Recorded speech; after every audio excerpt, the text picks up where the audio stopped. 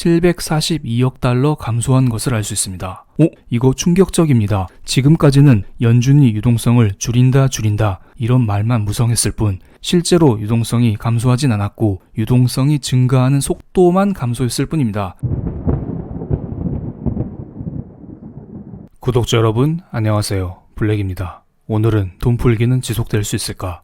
연준의 유동성 축소가 증시 하락을 불러올 수 있을까? 본질을 점검해보자 라는 제목으로 영상을 시작해보겠습니다. 그 전에 제가 최근에 올려드린 영상의 댓글을 잠깐 살펴보겠습니다. 제가 최근에 최악의 상황 7월 주식시장 반토막 난다 달러 급등이라는 썸네일로 영상을 올려드렸습니다. 그런데 여기에 달린 댓글이 아니 이 아저씨는 몇 달째 폭락설 이야기 안 해. 계속 폭락을 얘기하다 보면 한 번은 맞는 경우가 있죠. 7월은 더 내린다고? 이런 댓글이 계속해서 달리고 있습니다. 하지만 그의 반면에 이런 댓글도 있습니다. 7월 위기설 나오는 거 보니 7월도 상방이겠네요. 블랙님이 조심스럽게 말씀하시지만 상방을 생각하고 있는 게 보여요. 같은 영상을 봤는데 어떻게 이렇게 상반된 의견이 나올 수 있을까요?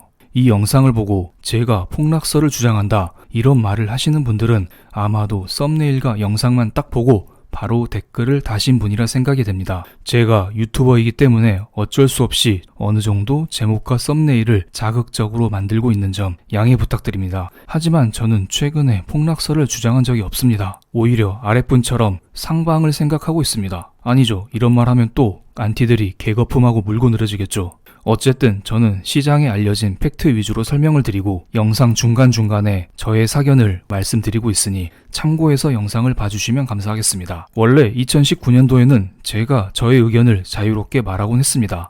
예를 들어보겠습니다. 위쪽은 금 차트인데 제가 2019년도 7월 달에만 해도 경제위기 대비책 달러가 아닌 금에 주목하자라는 제목으로 영상을 올려드렸습니다. 그 이후로 금이 많이 올랐습니다. 그리고 아래쪽은 코스피 차트입니다. 한국 증시가 그때 망한다고 난리가 아니었죠. 그때 당시 증시 최저점에 저는 2019년 한국 주식시장 터널의 끝이 보인다. 공포의 하락장 매수 타이밍이라는 제목으로 영상을 올려드렸고 공략해야 할 섹터 그리고 종목까지 다 찝어드렸습니다. 물론 제가 그럴 만한 능력은 되지 않았지만 그냥 제 딴에 최선을 다해 말씀드렸던 것입니다. 하지만 문제가 생겼죠.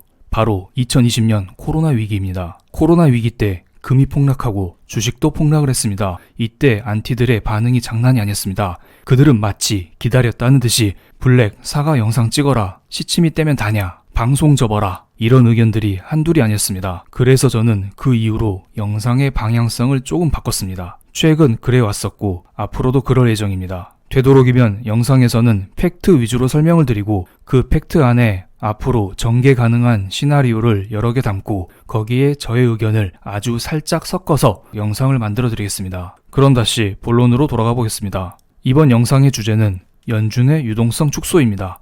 그럼 여러분은 이런 생각을 할 수 있습니다. 코로나 위기 이후로 연준은 유동성을 계속해서 늘려왔었는데 이제 어떤 이유로 인해서 유동성을 축소하고 있구나. 이게 진짜 눈에 보이는구나. 그런데 어떤 분은 유동성 공급 자체가 무엇인지 모르는 분이 계십니다. 그런 분을 위해서 제가 기본적인 개념은 설명드리고 영상을 시작하겠습니다. 연준은 화폐 발권력이 있기 때문에 달러를 무한대로 찍어낼 수 있습니다. 그리고 찍어낸 달러를 기반으로 정부에서 발행한 국채, 시중은행이 보유하고 있는 국채를 매입합니다. 그럼 연준의 자산이 조금씩 증가하겠죠. 이와 동시에 정부와 시중은행에 달러가 풀림으로써 시중의 유동성은 점점 늘어나게 됩니다. 즉 연준이 유동성을 공급한다 이 말은 시중에 돈이 많이 풀리고 있다 이런 것과 비슷한 의미로 해석할 수 있습니다. 그럼 연준의 자산을 살펴보겠습니다. 2020년 2월달 코로나 위기 이후로 연준의 자산은 꾸준히 증가를 해왔습니다. 즉 시중의 유동성이 꾸준히 공급되었습니다. 그런데 오른쪽 끝에 보세요. 증가하던 자산이 조금 줄어드는 거 보이시나요? 잘 안 보이시나요? 제가 조금 확대해 보겠습니다. 최근 발표된 연준의 자산은 7조 900억 달러로서 전주 대비 742억 달러 감소한 것을 알 수 있습니다. 이거 충격적입니다. 지금까지는 연준이 유동성을 줄인다 이런 말만 무성했을 뿐 실제로 유동성이 감소하진 않았고 유동성이 증가하는 속도만 감소했을 뿐입니다. 쉽게 말씀드리면 여러분이 100m 달리기를 하고 있는데 달리는 속도만 조금씩 감소했을 뿐 여러분이 방향을 바꿔서 뒤로 가진 않았다는 것입니다. 그런데 연준은 지금 뒤로 가는 모습을 보이고 있습니다. 어라? 이거 깜짝 놀랄 만한 소식이네요. 그런데 어떻게 보면 조금 이상하기도 합니다. 왜냐하면 6월 10일에 마감된 6월 FOMC에서 연준은 이런 말을 했습니다. 최근 들어 연준은 매입 속도를 조절해왔는데 최소 지금의 속도를 유지하면서 매달 국채 800억 달러, MBS 400억 달러 어치를 사들일 계획이라고 했습니다. 즉 최소한 한 달에 1200억 달러 규모의 돈을 푼다고 연준은 공언한 상태입니다. 최소한 1200달러요. 그런데 일주일 만에 800억 달러 규모의 자산을 축소했다니 조금 이상하죠. NH투자증권에서 나온 레포트를 하나 참고해 보겠습니다. 지난주에 연준의 총 자산은 감소했지만 연준의 보유 증권은 오히려 1021억 달러 증가했습니다. 즉 연준은 1021억 달러 규모의 국채와 MBS를 매입했다는 것입니다. 어라? 방금 전에는 연준의 자산이 800억 달러 감소했다면서요? 네, 맞습니다. 연준이 1000억 달러 이상의 MBS 매입과 국채 매입을 했음에도 불구하고 연준의 자산이 감소했다는 것입니다. 그럼 여기에서 1800억 달러 규모의 자산 감소는 어디에서 비롯된 것일까요? 다음 기사를 하나 보겠습니다.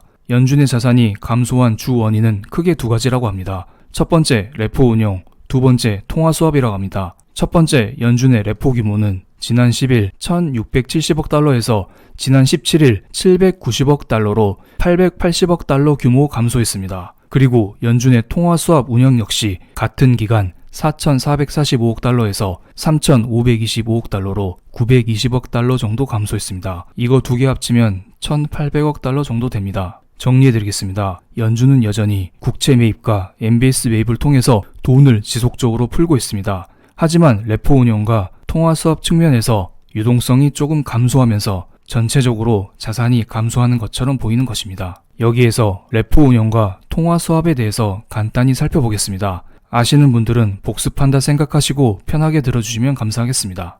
여기 투자자가 있습니다. 편하게 구독자분들이라 하겠습니다. 요즘 시장이 혼란스럽습니다. 증시는 고점이라 날리고 2차 코로나 위기가 터진다고 날립니다. 그럼 여러분들은 어떤 선택을 할까요? 여러분은 가장 리스크를 최소화시킬 수 있는 국채를 매입할 거라고 봅니다. 그럼 여러분은 시중은행에 달려가서 시중은행에 달러를 지급하고 시중은행이 보유하고 있는 국채를 매입하게 됩니다. 그런데 국채는 금리를 얼마 주지 않습니다. 0.7%는 제가 가정을 한 것입니다. 참고로만 봐주세요. 그래서 여러분은 이런 국채를 가지고 무언가 다른 투자를 하고 싶어집니다. 그래서 여러분은 레포 시장으로 달려가죠. 레포 시장에 여러분이 보유하고 있는 국채를 담보로 맡기고 달러를 빌리게 됩니다. 이때 빌리는 이자가 0.1% 정도예요. 여러분은 시중은행에 0.7% 이자를 받고 있는데 0.1% 이자만 내고 달러를 공급받습니다. 여러분은 가만히 앉아서 0.6%의 차익을 챙기게 되는 것입니다. 게다가 조금 더 현명한 투자자분들이라면 이렇게 레포 시장으로부터 공급받은 달러를 그냥 가지고 있지 않고 주식 투자를 하든 다른 투자를 하면서 이 돈을 더욱더 불리게 됩니다. 돈이 돈을 계속 벌고 있습니다.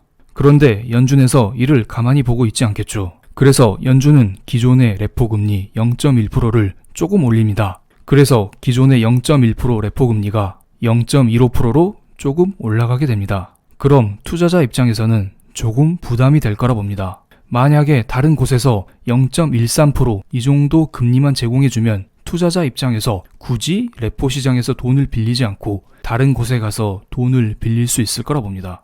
그래서 지난주에 연준이 레포 운영을 하는 데 있어서 연준의 자산이 880억 달러 감소했던 것입니다. 이번에는 통화수합 이야기를 해보겠습니다. 통화수합은 각국의 중앙은행들 사이에서 이루어지는 것입니다. 한국과 미국을 예로 들어보겠습니다. 한국은행이 페드에게 원화를 담보로 맡기면 페드는 이 원화를 담보로 돈을 찍어내어서 한국은행에 돈을 빌려주게 됩니다. 물론 어느 정도 이자는 받겠죠. 많은 사람들이 한국은행이 달러 마이너스 통장을 보유하고 있다 이런 식으로 말을 합니다. 한국 입장에서는 코로나 위기 이후에 달러가 많이 부족했기 때문에 페드로부터 달러를 지속적으로 공급받을 필요성이 있었습니다. 그런데 최근 상황이 조금 바뀌었어요. 6월 25일 84일물 외화대출 만기 도래에도 당분간 미 연준과는 통화스와프 자금을 활용한 외화대출은 실시하지 않고 시장 여건을 모니터링할 것이라고 말했습니다. 무슨 말이냐면 지금까지 한국은행은 한미 통화스왑으로 총 198억 달러를 땡겨 썼습니다. 그런데 최근에 증시 상황, 외환시장이 많이 안정이 됐죠. 그렇기 때문에 이제는 더 이상 통화 수합을 통해서 달러를 공급받을 필요성이 줄었다는 것입니다. 그런데 이러한 통화 수합을 한 번에 끊어버리면 증시에 충격이 갈 수 있기 때문에 점진적으로 통화 수합의 규모를 줄여가겠다는 것입니다.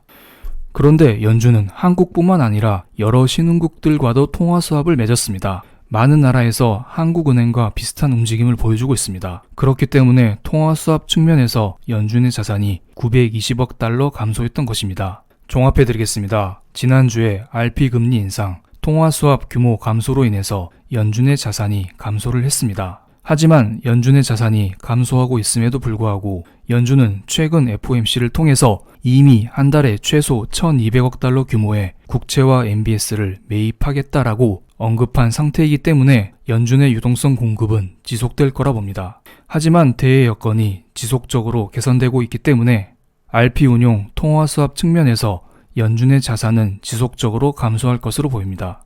실제로 이것은 달러의 가치를 나타내는 달러 인덱스에서 잘 나타나고 있습니다. 대표적인 안전자산인 달러의 가치가 감소하고 있다는 것은 그만큼 시장이 개선되고 있다는 것을 말하고 있습니다. 즉, RP 금리 인상, 통화 수합 규모의 감소, 이런 것과 일맥상통한다고 볼 수 있습니다. 영상 마무리하겠습니다. 지금 코로나 위기로 여러 가지 경제 지표는 회복세를 보이고 있지만 여전히 실물 경제 지표가 부진한 것은 사실입니다. 그래서 몇몇 전문가들은 이로 인해서 증시 폭락이 온다라고 주장을 하고 있습니다. 그리고 연준은 6월 FOMC를 통해서 매월 최소한 1200억 달러 규모의 자산을 매입하겠다라고 발표를 했지만 사람들이 기대하는 YCC나 마이너스 금리 같은 추가적인 유동성 공급 정책이 발표되지 않았습니다. 그래서 6월 FOMC를 기점으로 달러 인덱스가 상승하고 신흥국의 통화가 약세로 전환되는 모습을 보여주고 있습니다. 이러한 리스크로 인해서 증시는 언제든지 하락할 수 있습니다. 그런데 제가 날마다 게시판에서 말씀드리는 게 있어요. 증시는 하락할 수 있다. 코스피 2000에서 코스피 2200에서 코스피 2500에서 코스피 3000에서 코스피 5000에서 언제든지 하락할 수 있다고요. 그런데 아직까지는 하락할 기미가 보이지 않다고요. 그래서 결론 말씀드리며 영상 마무리하겠습니다. 여러분, 경계하되 쫄지 맙시다.